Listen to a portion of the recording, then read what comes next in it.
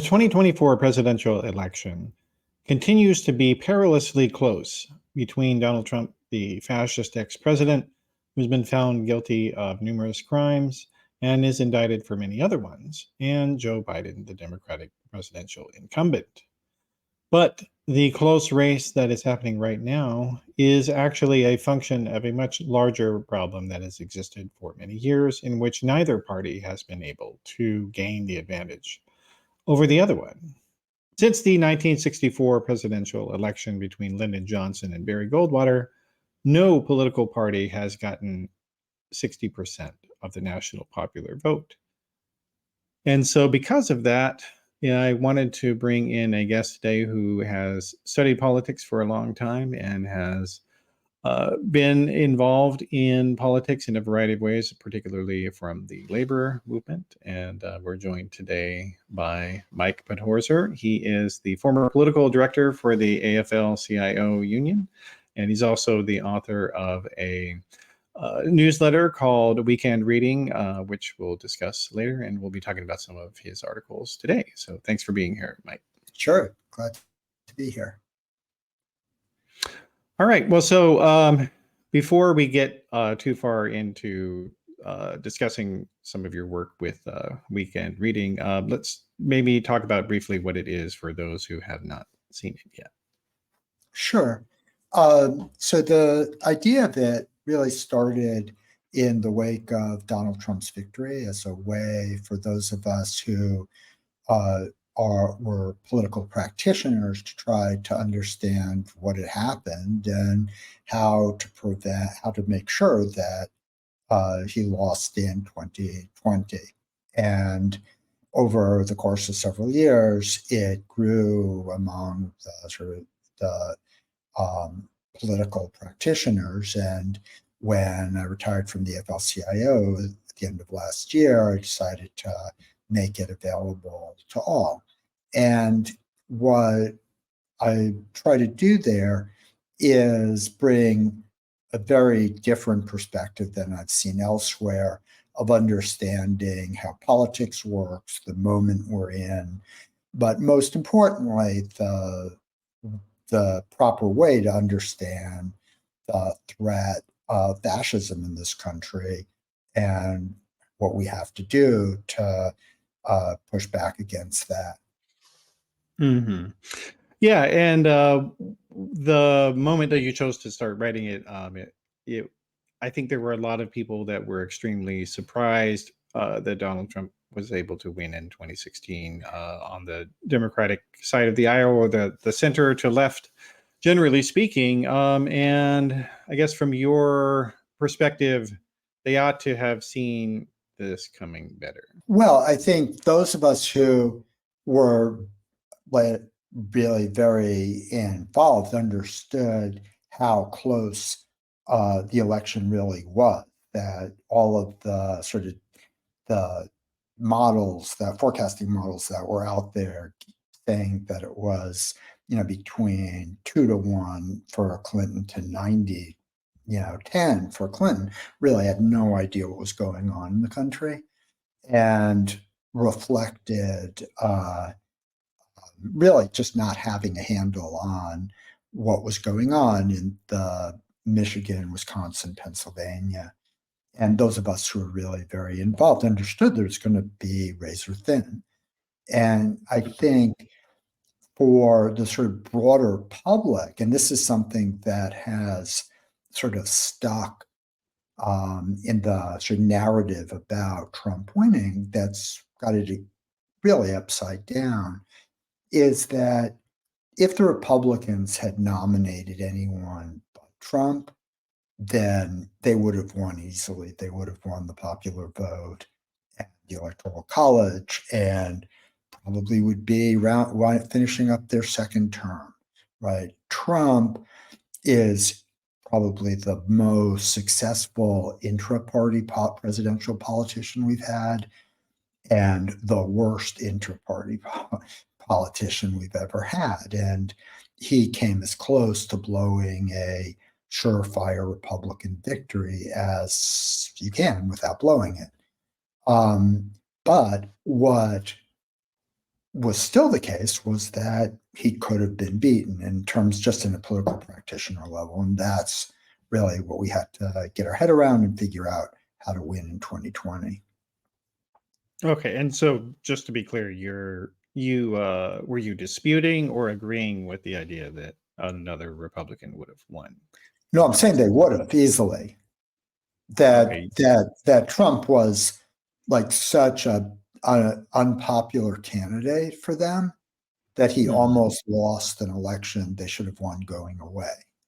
And and that there's a way in which to your beginning about being at the 50-yard line, I think Trump has created kind of illusion that Democrats have more support than they actually do. Mhm. If Okay. Oh, okay. Well, no, and now one of the, um, I guess there some of the um, ideas behind that. Let's maybe explore some of your ideas behind that. So, yeah, with with regard to Trump being kind of a weaker Republican candidate.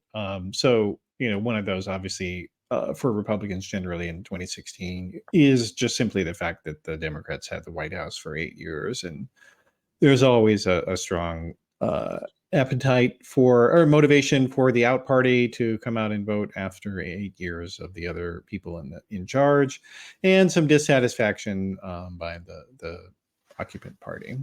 So that's part of it. But what else was it from your viewpoint that they were well positioned in 2016? well, be in the context of the Electoral College being decisive. I think this is still something that's not really understood. Remember when Obama won in 2008, which was obviously a victory that was driven by Bush's unpopularity, the collapse of the financial system, and so forth. It was still the case that places like Ohio were competitive, right? Um, the way in which Obama's policies addressed the breakdown of the financial system, which was essentially leaving it to the Federal Reserve to supply liquidity through quantitative easing, essentially meant that there was no new investment in rural America for that entire time. And a lot of the sort of popular commentary talks about Democrats losing it with by extreme margins in rural areas simply because they're too woke or something. But in fact, these are places, many of those places were devastated while Obama was president and were not really getting any kind of attention. And so there's nothing unusual about people in that circumstance, even putting aside social issues, not wanting more of the same. In 2016, when Clinton was running, uh, in there are various ways of classifying geographic areas, and if you a common one that divides it into six from most rural to most urban, in all but the most rural, employment had recovered from the Great Recession, mostly by 2012, 2013, and there was still less employment in the most rural areas of the country in 2016. Right? And yeah, and that just changed the electoral college math in a way that Democrats are barely able to get out from under right now. Mhm. Speaking of sort of regional classifications, that's something you've been writing about recently, talking about how there's this very common myth that has settled in both media and among political practitioners that the Donald Trump has somehow made the Republican Party a populist party, and that they are sort of the party for the less economically prosperous people, and you've kind of tried to puncture that in a number of different ways. Let's talk about what you wrote a long piece about. trying to basically making the contention that the different, the idea that the congressional districts have been sort of flipped, but it's maybe not completely false, this idea, but you really unpacked it quite a bit. So let's can you briefly summarize what your point Sure, is with that? sure, right. And I think there's one of the things that makes this kind of unpacking a little challenging is because there's a difference between describing a set of people and saying that that description represents causality, right? What has happened since Mhm. 2008 is that um, mostly because of the sort of the MAGA, first Tea Party, then MAGA reaction, that really returned the country into its sectional alignment between sort of the red states in the South, the blue states in the North and West, consequentially means that Democrats now represent more prosperous people because they represent a more prosperous region of the country, right? And so it's not because prosperous people are going to Democrats and not prosperous people are going to Republicans. It's that the preponderance of prosperity is in one region and the preponderance of sort of lower socioeconomic achievement is in a different region. And so the challenge is, though, that if the only way you can that the sort of media generally tries to understand what's going on in the country is through the prism of national polls, which make no geographic distinctions, right? You have an effect being treated as a cause, right? But to go back, the one of the places this sort of I think maps to what you're saying, where people look at Republicans being the party of non-college Americans and Democrats being the party of college, right? In blue states, white non-college voters supported Biden at a higher level than white college voters did in red states, right? It you really have to Yeah. get your head around the idea that the first important division in the country is sort of where you live, right? Now, it's true in both places. Non-college voters are more Republican than college, but Or it we're talking confuses, about whites, were to yeah, be with clear. Yeah. whites, right? That, but that that doesn't explain what's happening in the country, right? Yeah. Because and as I was saying, even with the rural area, Biden almost won rural blue America, which like no one would think, right? Because of the way we just generalize from national numbers, when in fact national numbers are just sort of tallying up what happened all over the country. Yeah. Yeah, it's true. And in that such that the core differences really are more about the approach that the voters in these regions have, their epistemologies, if you will, and you can really see that with when you look at the and you note this in your pieces about this, that when you look at the Republican operative class, the people who run the Republican Party, they are, yeah, from all the same expensive elite schools, the Josh Hawleys of the world Right. and the J.D. Vances and Peter Thiels and even Donald Trump himself, right? And so it isn't about education itself. Education of itself is not dispositive, and I think that a lot of that oversimplification has really kind of it's made a lot of people on the left not understand how to respond to MAGA and sort of the rise of neo-fascism. Would you agree with that? Yeah, I think that's part of it. I also think that the that and I think that when you this is a thing something which you're in sort of how you were talking about Republican operatives and like Democratic operatives. I think it's really important to understand to not sort of anthropomorphize the parties like they are making a decision. There's a person making a decision. We're going to do this instead of that, right? The way politics works in America, because we only have two ballot lines, is that all of the organized interests in the country, the big ones, understand that the way to have access to the enormous resources the federal government has, the enormous power it has, is to advance candidates that will carry their agenda. And when people say, well, the Republicans took this turn here as if there was a Republican who changed their mind about the best tactic, they miss the fact that what happened was that a different faction of the Republican Party gained the upper hand, and it's new people, right? Like all the Ryans and everyone, like they leave. They'll either lose outright or decide they can't stay, right?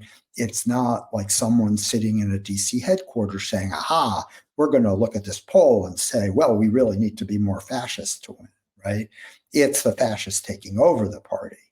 And in terms of the House, right, it's really the white Christian nationalist faction that has hacked Congress. Basically, one of the pieces I have shows how our Byzantine 18th century way of figuring stuff out really enables any sort of big interest that is sufficiently geographically clustered right now because of how gerrymandered and partisan sort the districts are, that you can basically ladder from 18% of the population nationally to control the House and the Republicans in the House. Yeah. And it's because in red districts in the South, white evangelicals make up, between 30 and 50+%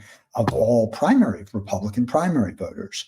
And to win a Republican primary on average, to defeat an incumbent over the last dozen years, only has taken 50,000 votes, right? And the national media doesn't see it because they treat sort of the Congress as a kind of national constituent assembly because they're looking at polling. Well, the Republicans are this percent, this and this, right? But they don't get votes. Places get votes. And the white Christian nationalism is extremely strong in enough places that they get to control the Republican caucus. And they spent, the better part of Donald Trump's entire presidency kind of saying, oh, he's not that extreme. Right. He doesn't really believe this. He's not really a fascist. You guys are overreacting. Right. There's no, this isn't racism. This isn't, whatever. And he would come out with all these horrible statements and they would just excuse them and pretend that it was overreacting. Yeah.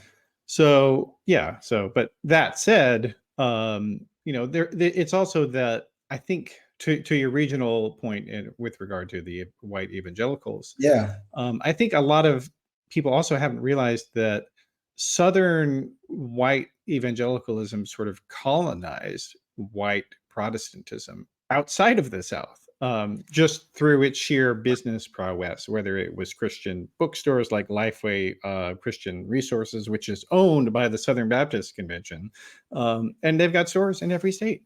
Right. And they just their sheer power of organizing and entrepreneurship, they just overwhelmed all the other Baptist factions, and kind of ate the lunch of mainline Protestantism to a large degree. Absolutely. And so, go ahead. No, I was just saying, and it's like really not recognized part too is that in sort of southern Ohio, southern Indiana, there's been significant migration So, which Oh, is another element in why those states went from kind of purplish to red.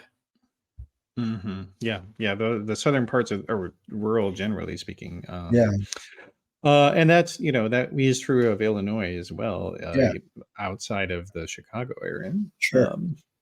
Um, yeah. So, yeah, but I guess to a large degree, though, I do think that, when you look at the responses of let's say, left of center operatives to this stuff, it's about generally kind of wanting to have the same narrative in every place, and this idea that we can create the perfect message, and the reality is there is no perfect message. What there are is many messages, and you have to relate what you want to what the people want. And to your point about, and we were talking about, before we were recording this, that the two parties really haven't, uh, tried.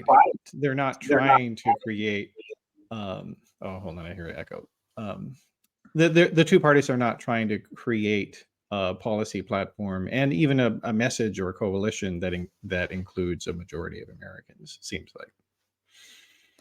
Yeah, I think that somewhere around the mid 70s, and this is something that was happening in other countries too. Business interests, which had really been centered in the Republican Party, basically expanded and won the battle for the Democratic Party and forced labor out in the way it's been in a lot of other countries. And so there's no party that actually is advocating for working people. Right? There's no question that Democrats have been better for working people economically than Republicans, but neither has actually, especially relatively recently, been at all concerned with their working lives. And that's a complete change. Yeah. Well, and now, to what degree, though, does labor have responsibility for that, situation? Well, I think that that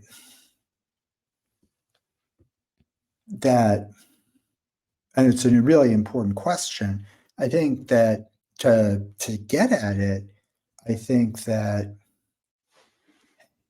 many people talk about people who often are very much feel as allies of the labor movement about sentences like, quote, the decline in union membership. And I think that when we do that, we miss that it makes it sound like it's something that labor did to Inevitable. itself. Um, when in fact, right, since the 1940s, the business corporate community has been relentlessly attacking the ability of working people to act collectively in unions.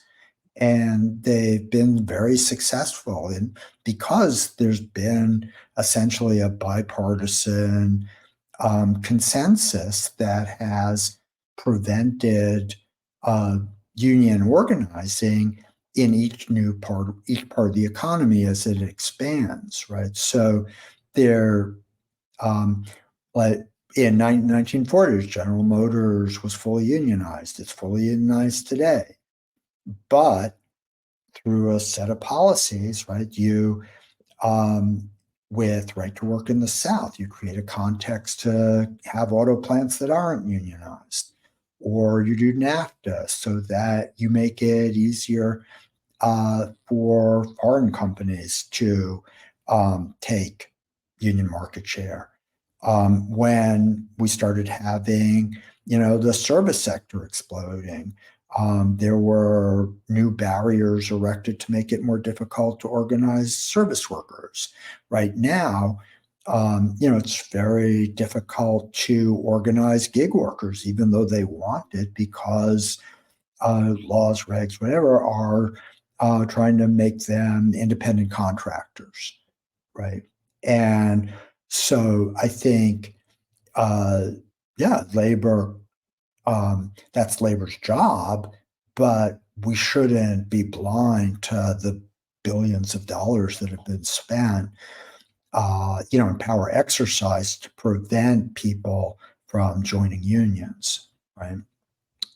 Yeah, that's true. I mean, but this has been a thing that's been going on for a long time. I mean, I guess you could maybe say it kind of started with the so-called Atari Democrats of the Yeah, 1970s. exactly. Yeah. Um, and but I don't know. And of course I am bit of a not this is not my place to say any of these things, but I mean the reality is that I don't know. I mean it's tricky because I guess to some degree, the Democratic Party kind of welcomed these new people to come in, and especially after the Nixon resignation in 70 and in the 74 election, in 76, those it so they liked it. They wanted these new members in, but fundamentally they kind of changed the Democratic Party from what it was. And it's been kind of the same to a large degree since then. But maybe I don't know. Is it changing? Are things changing in the present moment? What do you think?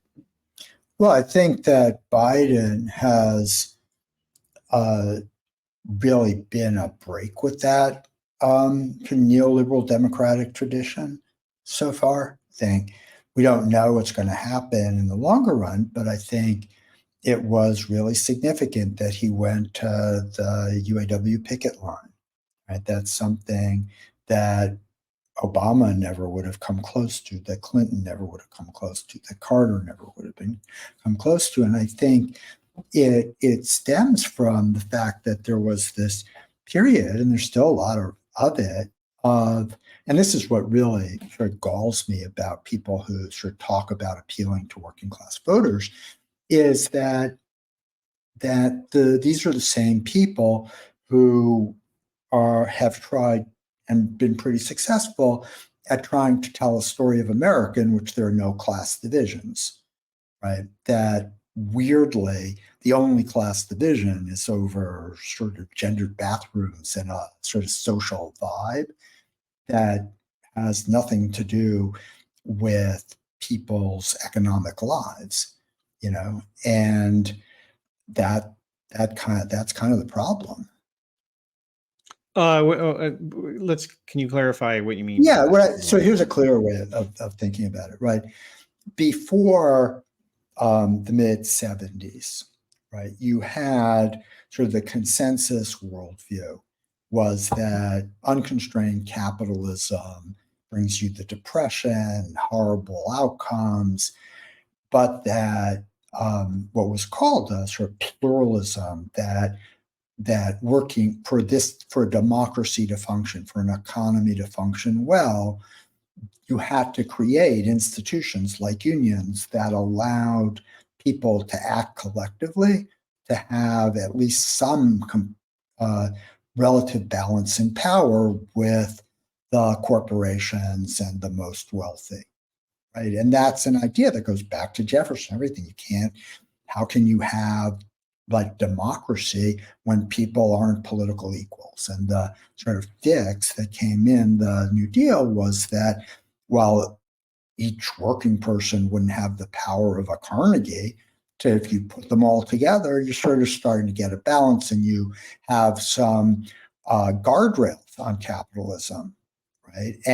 But it was very much understood that there were two classes. There's like an ownership class and a working class, and their interests were not the same, and that the role of government was to make sure that that contest happened in a balanced, fair way. You get what you call the Atari Democrats, you get the neoliberal, whatever you're going to call them, right? They decide that that's so yesterday, and that in fact, all we have to do is rely on the market, and everybody's going to have better, more prosperous lives, and all of that, right? And so now there are not two sides anymore. there's just private-public partnerships, and the era of big government is over, and so forth. And so at that point, right, you have what Piketty and others sort of call, an elite duopoly of parties, right? Both are parties of different factions of the powerful. You have the Republicans, putting aside the white Christian nationalists. They're the party of the extractive industries, of a set of industries that have worked to keep that region a low-wage economy. Democrats are captured by the tech and finance and knowledge economy, right? And that's part why the two areas are so different, right? They have a different theory of everything, but they're both believe that the market is the best way to do things, and like and really want to avoid the idea of class war. Uh-huh. Okay, and then now you mentioned the idea of so where does gender and race fit into that in this framework, these divisions you're talking about here? That they're, I think, in a fundamental way, I think that the the the through line for what's Red America, from the founding, was an idea of a kind of theocratic state, right? That the purpose of the government is to make sure that people follow an already revealed law, right? And that law has a very clear cut social hierarchy. That Right? they know their place. Yeah. Right. And then you have a more like classically sort of liberal blue states where people don't think there's a revealed truth already and are willing to try to have systems to get to the best place by working it out together. And so that's obviously going to be much more conducive to uh, gender equality, racial equality, and so on. Hmm. Well, yeah, and I think one of the other things though that the neoliberals did is that they de-linked the struggle for justice, such that that basically they wanted to remove what Martin Luther King and a bunch of other people, Bayard Rustin and others like Yeah, him, understood, which was that this is a collective struggle here, that things may not impact one set of people the same way, right. but if you don't support their struggle, then you won't win the thing that you want. And the neoliberals kind of broke that, and basically tried to tried to get people to focus only on whatever particular one they were interested in, and Right. that's kind of how the Democratic Party became broken and non-majoritarian, I would say. Right. No, I think that it was a switch from parties that were fairly about advancing their bases, aspirations, and uh, hopes to sort of consumer parties, where each sort of was saying, "Well, here are the reasons to vote for me, and here are the reasons to vote for me," but not actually, which is antithetical in a way to real democracy, because you only have real democracy when people are engaged in a practical, functional way more than every 2 years, when they get to choose between the same two choices and then really Yeah. have no handle on it in between. And Well, and also, then sorry, also to that they get something that is more than just semiotic. In other words, that yeah, that having the symbology of your preferred group, as sort of in people's faces, that actually doesn't really do very much for you. So, like, no, the white Christian nationalism doesn't actually help the lives of the Republican voters who want it. And then, but by the same token, it also doesn't really help. It doesn't really help Black Americans to have the CEOs be Black of these corporations, and then they exploit the workers just the same. Right, exactly. Yeah. No, that's a really important point. And that's, I think, sort of the sort of genius of neoliberalism is by really insisting that everybody only has their individual interest rather than that there's any kind of collective interest or responsibility to a collective, right? You essentially split within racial groups or gender groups, or you're basically, what you just said. It's like for people who don't have access to pre-K or decent education, knowing that, that there are Black CEOs is of limited value. Yeah, well, and it also, the other thing about that, the neoliberal bargain, if you will, was that yes, it did bring some more educated, higher income workers into the Democratic coalition.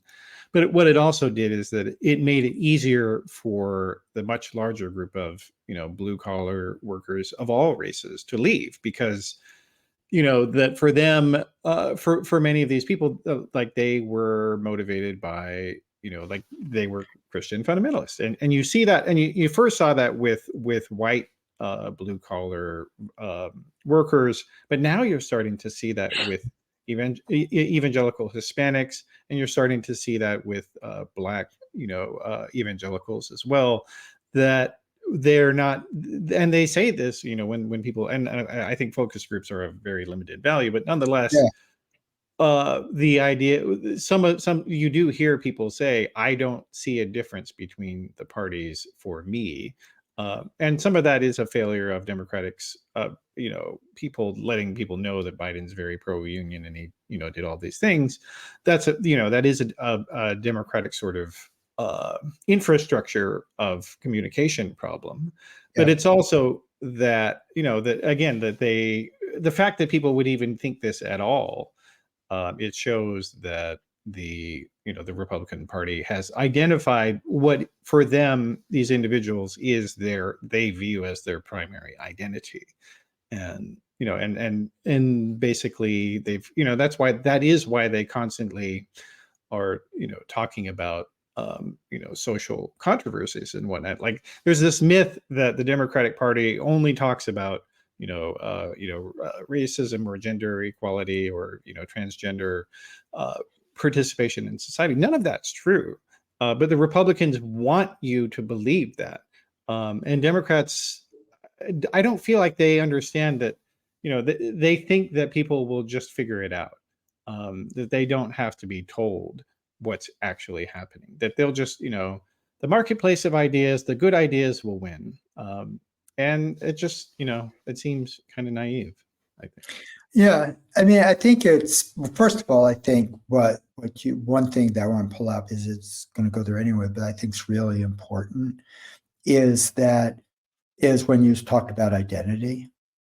And I think that almost all the discussion about the appeal of the parties and politics and messages and everything miss the fact that the most powerful way to realign the electorate to win elections is when people feel that their identity is fundamental and core to one of the other parties or candidates, right? That people aren't out there sort of looking at the sort of side by side of where the candidates or parties are on issues, whatever, when they think that this is the party. If you're a white, if you're evangelical, right? The reason they're 80+% for Republicans is because Republicans tap into their white Christian nationalist identity.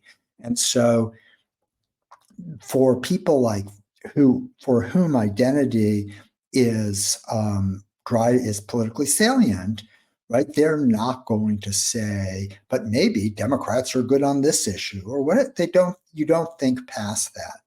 And so identity, when people you feel are like you, are all one party or the other, that's alignment, right? And the right now, the very odd thing in terms the way people talk about working class voters or whatever is that most of the electorate actually is voting on one or other identity. Either their identity is MAGA or it's anti-MAGA, and and that's really got its grip on almost over 85% of the electorate, which is just never going to switch sides because it's not about either side's issue suite. It's people like me are or are not MAGA. Yeah.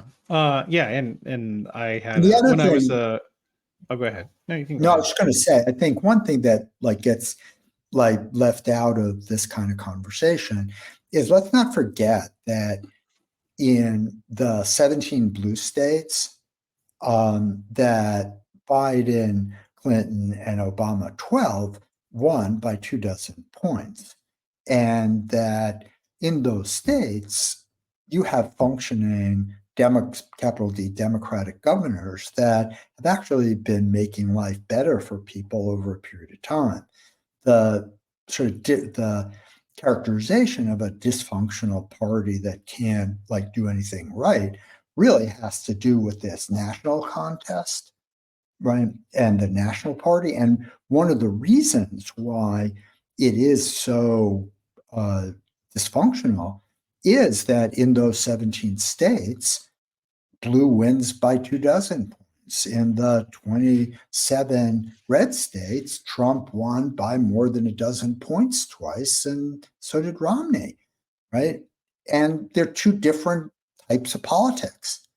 And there's not a middle ground there that you could be smart in. Hmm. Well, okay, but so then how can people who want to have more uh a politics that is for working people, how can they succeed in that type of environment? What do you think? Well, I think that it's going to depend on working people rising again, like we did in the 30s and before. And I think what we're seeing this summer and fall with first UPS, WGA, UAW is at least finally a stirring of that. I was looking this morning for something I was writing that in 1974, there were more strikes than there were in the last 25 years, right? That the world was just very different, and working people had a very different sense of agency and were more engaged in getting a better life for themselves than they have been in quite a while. Yeah. Well, and it's something that is tricky though, because I the other reason why Republicans have created kind of the Republican Party is a identity politics party, and it was built that way, by the Goldwaterites and the Reaganites. They rebuilt the party into being that, based on white Christian rural identity. Yeah, And it was effective not just at getting the South, but it's also effective as a way of preventing worker uprisings and things like that, because essentially what it is, it's a divide and conquer. right, 100%. Right. It's right, in this period, right, where the and this is essential, and I have a lot of respect for Michael Kazin, who you had on, but I think there's we have to take a hard look that the Democratic Party from Jackson on could be called the party of white working people. But throughout that period in the Confederate states, in the southern states, the people so named saw themselves just as white, right? Not when, if push came to shove, their white identity was more important to them than their working class identity. And that the sort of the quote loss of white working class for the Democratic Party really happened in the 40s in the South, right? And most people who like try to tell that story are don't understand that Democrats continue to have majorities of the members of Congress for those states for quite a bit longer because those Democrats in the House and Senate they were electing were fighting against all the working class unions and working class policies that would allow there to be multiracial unions in the South. Mm-hmm. Well, so then I mean, because that is ultimately, you could argue that those are the two issues that a more, let's say, left leaning Democratic Party faced, is that one, trying to include Black Americans in the party, and then also trying to cleave off or allow the creation of white Christian nationalism, and not do anything in response to that. I mean, and even now, like when you look at the Democratic Party leadership, they don't really talk about white Christian nationalism at all, Right. and say that it's bad, and say that it's a manipulation, and so because of that, because there is literally no countervailing message to say that if you're if you believe the Bible is literally true, you're not going to be imprisoned if Joe Biden gets reelected. You're not going to be imprisoned if Bernie Sanders somehow became the president. Nothing bad is going to happen to you. Um, and what you'll get, better healthcare. You'll get more worker protections and things like that. Like it's just like I feel like they pretend that they don't have to. If we don't talk about it, then it will go away. And they've just had this naive approach to the Christian nationalism, and now because they've ignored it for so long and not tried to talk about just how manipulative it is, now it's starting to ensnare Hispanic evangelicals and some Black evangelicals as well. Yeah. I mean, I think it's interesting. It's just part of that I really agree with. Part of it, I think, as long as you have an information ecosystem like Fox and all the other right wing media that has already that really it's as you should probably were there, like commercial model. They're making money selling sort of white grievance stories, right? Sure. And stories about that is the white Christian nationalist worldview. Right? It's not like there's a billionaire or something that's like creating this propaganda thing. It makes money, right? And so they're doing it. And I frankly don't think that there's a way for Democrats to assure people that, oh no, we're really not going to take your Christmas away. I think that like that battle's gone, right? And because of what you're saying is it's just really a powerful way to divide people, right? And it's working. I fault much more the mainstream media for pretending that white Christian nationalism isn't a threat to the country for such a long time. And even now, it has a tough time saying the words white Christian nationalism. Right? But that's really what's problematic. And I think that's what makes the presidential election as close as it is, or the country as close as it appears to be over Trump, is the equivocation about how much of a fascist, how much he's really going to do the things he says he's going to do. And I mean, the too much of the media is just about sort of telling people not to take what he says seriously. Yeah, they certainly do that.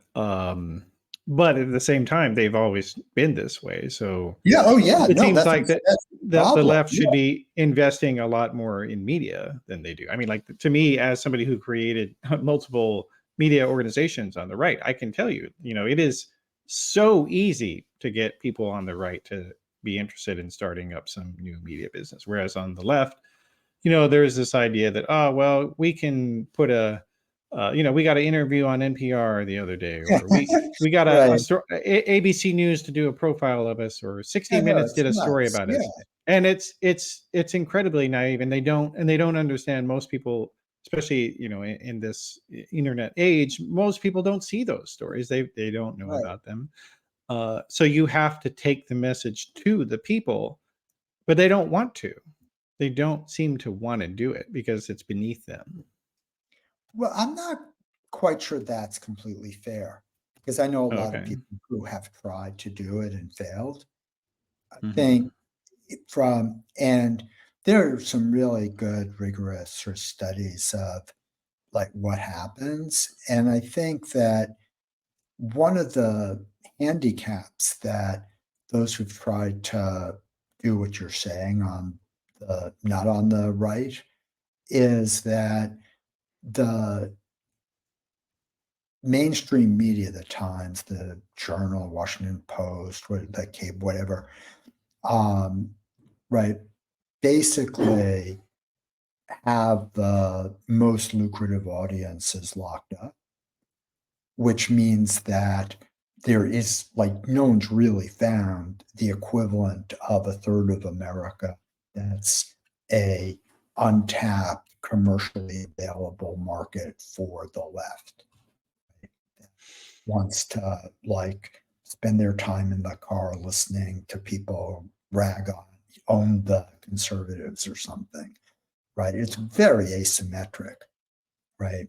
And and so yeah, I think it is both are true. There are many people on the left who are too condescending and are self-disqualifying for the job. But I know a lot of people who are really serious and invested money, a lot of time, and just can't find a market for it. It's really just asymmetric. Yeah. I mean, well, I don't disagree with that, but I mean, I would say, even, to the extent that the web has built, it has enabled some people to build pretty large audiences, and Yeah. on the left, and they don't share their audiences. They do not engage in cross promotions. They don't invite other people on their podcasts, or, invite them to write articles. It simply does not happen. Like, they invite their personal friends to come on their show, 100 times or whatever, and then, unless you're their personal friend, you don't get invited. And so, as a result, the ecosystem doesn't, like, here's the paradox is, and I can say this having been, Yeah. seeing how things work on both sides, that the left media ecosystem is far more capitalistic and far more dog eat dog than on the right. The right does not practice capitalism in its own affairs, and the left does. So, like, almost all the largest center to left media operations are owned by corporations, Right. I whereas, know. Yeah, of uh, course. Yeah. and whereas on the right, they will go and sink millions or tens of millions of dollars, year after year into these organizations that they know will not ever be profitable, but they serve a valuable purpose. And so they continue to do that. And but and then in some cases, like the Daily Wire or talk radio, these things that were unprofitable for a number of years, eventually they get to the point where they are profitable, and extremely so. And Fox News is another example of that. I mean, it was an enormous money loser for Rupert Murdoch for a long time, and then eventually the audience finally found it, and has been printing money ever since. Whereas, so I think there are people who want this stuff. It's just that everybody on the left gives up too soon. And I would say Air America is an example of that. That, it was created. If they had just stuck to it longer and not been so wasteful in their expenditures, and you can see that with the hosts. Like a number of the hosts who were there have been able to continue making a living and do quite well for themselves because they kept going. Right, but remember that there's in terms of the financing of all of that, right? Is that the other asymmetry is that for the Kochs, for Murdoch, for all of those people, there's a corporate bottom line that creating a movement to lower taxes and reduce regulation has an ROI, right? And there isn't that on the other side, right? There's no sort of what like the left media, like I don't even know how to say the sentence, right? A left media that's a Trojan horse for pro billionaire policies, right? Right. That's the problem. I feel awkward sort of defending. I'm not trying not to defend any particular people in this. Just trying to say that what I think is important is that to understand that the problem isn't like finding people to do it better. It's that we're in a system that kind of that's here, right? I mean, these are decisions that mostly Democratic presidents made to not renew the Fairness Doctrine, to do the the communications deregulation bill that has allowed that's allowed cross ownership in I mean, all those things, right? Didn't used to be the case, are the case, and that's a ditch Democrats dug for themselves. But it doesn't mean like we're just looking for somebody to come in and transcend that. I mean, it's a pretty deep ditch. Well, okay, yeah. I mean, I think that's all true. And yet, you in your writing, you have talked quite a bit about how things are not inevitable, and Trump's not Right. going to he's not inevitable in terms of coming back, and you've been particularly notable in pushing back against people panicking about Joe Biden's polling numbers. You call it mad poll disease. What does that term mean for people who? What I mean is that the I can imagine there's very many people who are listening to this podcast and don't know about all the horse race polling that's been out there and the big splash that the New York Times created a couple months ago now, with polls showing Trump ahead in a number of battleground states. The point that what I think mad poll disease is that there are two things that we know about the presidential election. One is that it's going to come down to, as it has in 2020 and 2016, less than a percentage point difference in 5 to 6 states that we know. We know which states they are. We know it's going to be that close. And we know that polling can't really tell us anything valuable beyond that. But when you think that polling can, you panic about it in an unconstructive way, because you're basically thinking, oh my God, there is a knowable outcome there and we're screwed, right? When in a democracy without polling right now, we wouldn't be talking about how old Biden is. We'd be talking about Trump's fascist agenda and getting everybody we know to make sure they should go out and vote against him, right? It's the wrong conversation to be having. And in the last couple of elections, right, in the midterms, the 538, which does a better job of something which really can't be done perfectly, right? If you'd been following it when they started their Senate model in June, they said Republicans had a 60-40 chance of taking the Senate. After the J6 hearings in Dobbs, they said Democrats had a 60-40 chance of holding the Senate. On Election Day, they said Republicans again had a 60-40 chance of holding flipping a Senate. Of the 5 races that mattered most, they got 3 wrong. You literally would have been smarter not ever going to look at any of the forecasting and just knowing what everyone knew is it was going to come down to those states, right? And just go out and try to win, right? All of these races are within the margin of error. And when they're there, they're in the margin of our effort. And that's what mad poll disease is. It's paralyzing. It keeps you away from being a small d democratic citizen. Mm-hmm. Yeah, well, and it is interesting that the Republican Party and the right-wing media ecosystem, kind of they became completely disregarding of polls beginning in 2012 or so, and they've been that way ever since. That they really say, well, it doesn't, it shows us behind, but that's fake, and that's not true. But they basically have said, we don't believe that.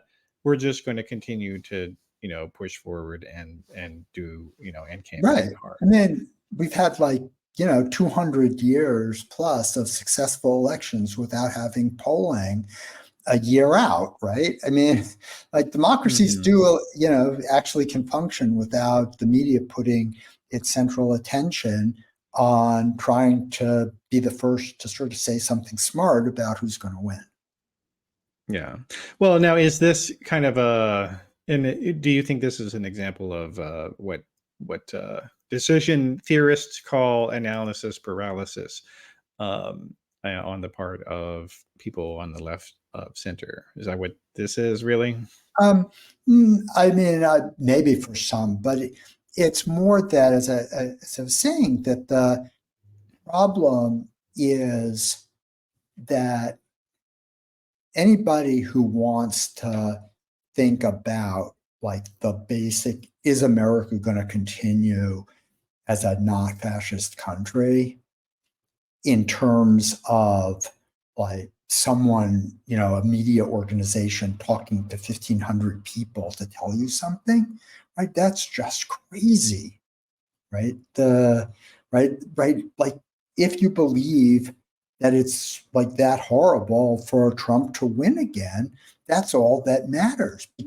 But the thing to be clear is, in what I'm saying, is not for the same reason Republicans say that, right? Republicans were saying that because they didn't like the poll numbers, right? And they were getting in the way of the story they wanted to tell. In 2020, if you remember, the polling and media had Biden headed to a really big victory. And in October, I was writing in Weekend Reading, the polls are wrong, right? It's going to be as close as it was, right? And it's like the polling, we are such a divided country, and those states are so on the 50-yard line that to just keep going back over and over again and taking their temperature again and again, right, makes it seem more fluid than it actually is. Mm-hmm. Well, okay, so for there's no, as you said, there's no magic wand for all these things. But I mean, so what are the things you think Biden should be doing? Because the polls are right that he has the potential to lose. Oh, yeah, but that's what I'm saying. We all know that, right? That's the challenge of our life, right? Yeah. And, right, we don't need to know. So what would you say that he should do to not lose? Well, I don't know what he should do. I know that what we should do is, in whatever roles we have, make sure that we understand what the threat is, and that's our central charge as citizens of this country, to make sure that Trump isn't elected again. Mm-hmm. Well, and what if people feel like that? I mean, and maybe we can end here with this. There's been a lot of discussion with in the world of economics about what some people call a vibes recession in regards to polling, that when people are asked about the state of the economy, they think that it's, almost depression level bad for many people, and the response, and and the economic indicators do not really show that. Um, and to a certain extent, I think, or to a pretty large extent, I think this is the product of right-wing media having completely sort of uh, removed Republicans from all rationality when it comes to questions about the economy. So, in other words, when a Democrat is the president, the Republican respondents are now seemingly, for the past several years, maybe perhaps for the long-term trend, they're going to say it's a depression, just because a Democrat is the president. Right. And then when Trump was the president, they, even during the worst parts of the pandemic, they said the economy was great and the prospects were amazing. And and it was like 70% of them, even at the very worst shutdowns and whatnot, they said it was fantastic. So I mean, what's your take on if the on this whole vibes session Yeah. stuff? So I think that what you're describing about Republicans and Trump, and no matter how about the economy as he's doing great, is what I was saying before about identity, right? Once you see yourself as being on Team Trump or Team Red, right? That's the power of identity and identification, right? And that's the way human beings work, right? The um, On the other side, though, I think that the economic indicators that everyone feels that people are like delusional for not realizing what a good economy it is, just don't actually don't really reflect how people experience their lives. There was a time when something like GDP growth was a pretty good heuristic for how people were feeling because, as the economy grew, prosperity was fairly shared, right? But when it goes from, rising tide lifting all boats, GDP indicator, yep, that's a good thing. When it's mostly lifting yachts, right? Why should people feel any better? And I think there's a way in which the people in the sort of media class really don't understand what rising prices do to people.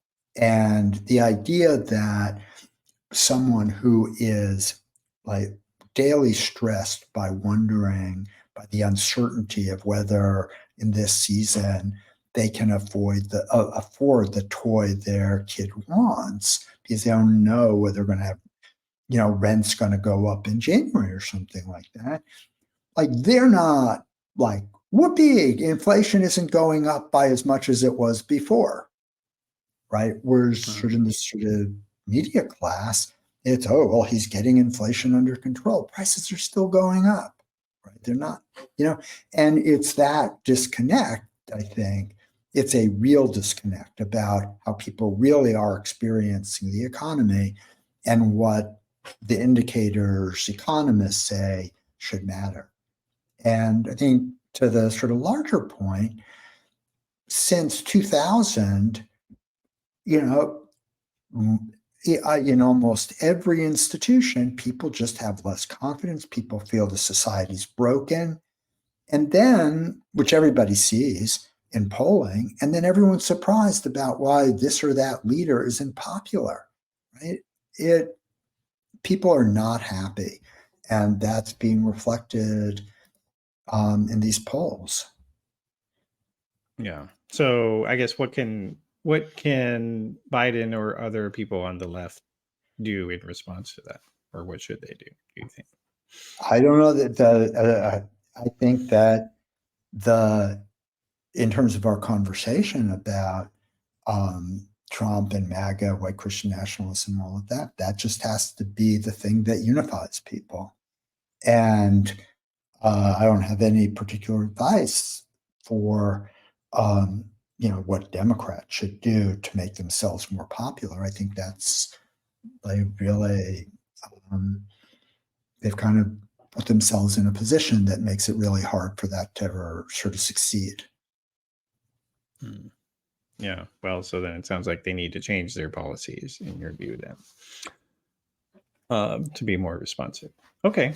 All right. Well, appreciate you joining the Oh, show yeah. today, Thank Mike. you.